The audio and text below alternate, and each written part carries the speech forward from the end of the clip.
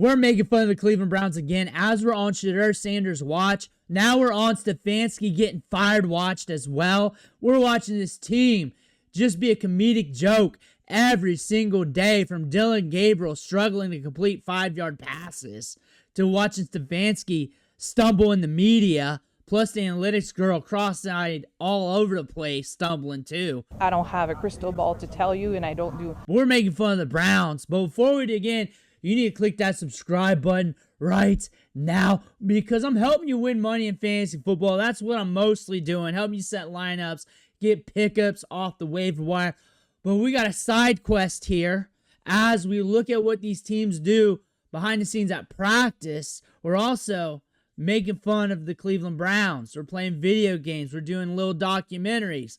We're on Shedeur Sanders' watch. We're just vibing. Click that subscribe button. Stop missing out. The big thing, though, that's making Cleveland hot right now is Stefanski getting fired? Is Stefanski coaching for his job Sunday? I think another poor offensive performance at home at this point will create such an ugly scene of booing and anger that Haslam will react to it. The caveat for him is we won't fire you during the season, but we're going to fire you at the end of this. Right. Well, that scene would convince him it has to. And when we're watching this timeline here, just Cleveland Browns searching it up, it's funny. This is funny. First off, Cleveland Browns are morons giving up Baker Mayfield. That looks bad right now. And you're going down here. Cleveland Browns were the only franchise that thought Dillon Gabriel was a franchise. That's true. Your 2026 Cleveland Browns. Your 2026 Cleveland Browns right now. Like, big changes are coming, but this franchise, historically, my entire lifetime has been like that. They don't care. They put out this garbage offensive product. Congratulations, the Titans. Congratulations to the Titans. They should be very proud of themselves. They passed the Browns into 31st place yesterday in points per game. And by the way, they only needed to score 10 to get there, or whatever the hell they scored. The Browns are dead last in points per game. It is the worst offense, one of the worst offenses I've ever seen in my life. From top to bottom, coaching staff, talent, execution, all of it. It's horrible. And then Mike Tomlin roasted him. I don't agree 100% with everything he said, but macro-wise, I understand the premise. To be honest, it was shocking to me. Andrew Berry must be a lot smarter than me or us because it doesn't make sense to me to trade a quarterback that you think enough of to make your opening day starter to a division opponent that's hurting in that area. But that's just my personal feelings. And then just comment down here. Cleveland really saw this and decided actually rather Case Keenum, Nick Mullins, Jacoby Brissett, Deshaun Watson, Joe Flacco, Dorian Thompson-Robinson, P.J. Walker, Jameson Winston, Bailey Zappi, Dillon Gabriel went away with that. That has been a huge talk. Baker Mayfield leaving the Browns. And now you got the South Park Timmy slap fight, Dolphins versus Browns coming up. And this one's going to be a fun one. This was the one where I thought if Shedeur could have a full week as the starter, came in against Dolphins, that would have been fun. You guys would have had some tickets sold. Joe Hayden, what if Deshaun Watson was back? He's making $45 million a year. As soon as Deshaun's leg gets okay, I'm putting as an owner of the team, whatever, I completely understand. If Deshaun can play, we're putting him in the game. We got Shedeur here still for $1 million. Like, end of the day, we still got him. He's going to be good. Let's see if we can get anything out of the vet that we're paying $45 million. For sure, they would be looking to start him, especially if you still got Stefanski.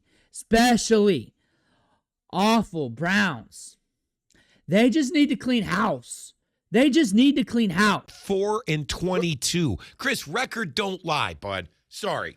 Record don't. If you were 8-16 or 10-14, that's different. You're 4-22 in your last 26 games. Riz, this is a sample size of 2 years. Riz, I'm not saying to not fire Stefanski. I'm saying fire everybody. Well, that's something they've got to do. I would right now. I would be in favor of everything. Fire DePodesta? Yes. Fire Barry? Yes. Fire Stefanski? Yes. Let's start new. How about we get into our new stadium and find a guy or guys or gals who know what the hell they're doing to get this team straight? Shout out to Denzel. Andrew Barry and Stefanski inherited a talented team of young players, rookie cap-friendly contracts, proceeded to destroy it 6 seasons. Their track record would be unacceptable anywhere else outside. You got to think about that. Sashi Brown got let go. He told him they were going to lose. Build up draft capital. Build up the money with the cap. Let him go. And now, look at this. It's almost Shedeur's time. It's almost Shedeur time. The locker room might be rolling over soon, though. And you're looking at the Cleveland Browns here. No Lombardi. Locker room might be rolling over soon. Yeah, it's frustrating. I lose the same way every time. It's frustrating as hell. Along those lines. There's only one man who can, everybody's waiting for Shedeur to come out. Everybody. Getting down here. Dillon Doink. We went over that. There's a funny one coming up on Dillon Gabriel. I think that's an ad. Some advanced analytics. I don't want to hear this dude rant. Barstool Cleveland. Yes, the Browns have been bad my whole life. Why is Shedeur ranked ahead of them? Search results, dude. Search results. People search up Shedeur because they want Shedeur. That is what it is. Coming down here. Safe to say Cleveland Browns' new helmet made a splash. That's probably the most positive thing of the week here. People mock drafting quarterbacks, offensive. They need a lot.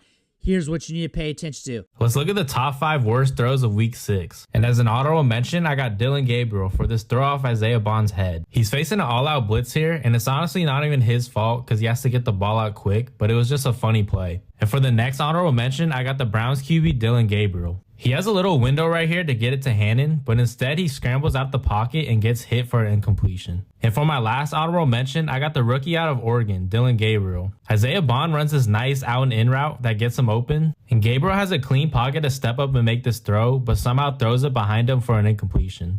And now for the real list. At number 5, I got the signal caller for the Browns, Dillon Gabriel. He throws this rare deep ball to Jerry Jeudy that almost gets picked. And he decided to throw a back shoulder fade, but he should have threw it in the back of the end zone to give Jeudy a better chance to make a play on the ball. And at number 4, I got the rookie QB for the Browns, Dillon Gabriel. He does a good job of looking off the safety and has a wide open Hannon on this deep dig route. But instead, he decides to check it off to his tight end for no gain. And at number 3, I got the 3rd round pick for the Browns, Dillon Gabriel. He scrambles out of the pocket and Jeudy does a good job of going upfield to get open. But instead, he throws him out of bounds, which should have been a touchdown. And at number 2, I got soon-to-be QB2, Dillon Gabriel. He has a pretty clean pocket right here, but he decides to scramble towards the defensive lineman and throws his ball into triple coverage, which should have been a pick. And at number 1, I got the 41st starting quarterback for the Browns since 1999, Dillon Gabriel. He has no one open on this play, so he decides to blindly throw it to his check down, which should have been a potential pick 6. And that's what they're rolling with over Shedeur Sanders right now.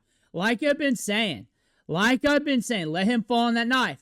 52 pass attempts with the rookie quarterback. Let them fall on that knife. There comes a point where nothing the coach does or says makes sense. And that's where we're at right now. To think you could take a rookie quarterback to Pittsburgh and throw 52 times, it's insane. Throw 58 dropbacks. Yeah. Almost 60. And your best player on offense, Quinshon Judkins, isn't on the field for half the plays, especially when you get inside the 5-yard line. He's not on the field. And then afterwards, he starts saying, before we could start winning, we have to stop losing. What the heck does that mean? All right? But they all come to this point where, he just loses every. Let them fall on that knife. 52 pass attempts with a rookie quarterback. 52 pass attempts with a rookie quarterback. Now you see it. That's what we saw in training camp. Like I said, he'll be all right on script. Once we're off script, it's going to unravel. It's going to unravel. And what I want to show you here is, do you actually want Shedeur out there, Shedeur fans. Because look at that. Look at that. 2.4 yards of separation. Max speed 30th among wide receivers. 17 drops. 8 drops on third or fourth downs. Judy with 7 drops. They don't have a wide receiver 1. Do you even want him out there? Do you want him out there? Because this could be a catalyst to him just putting out bad tape and not even being his fault. There's nothing to work with. You can make the case with Gabriel. You can make that case. Seeing the offensive line woes, everything else.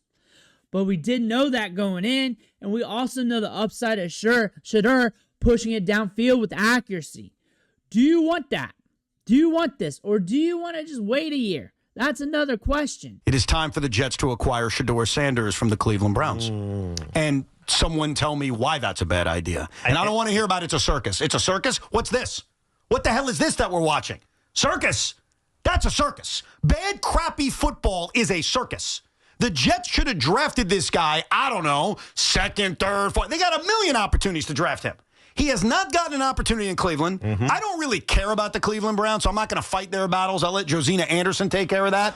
All I'm saying is I see a talent, a guy I think we all talked about him as a guy that could at least be a serviceable starting quarterback in the NFL.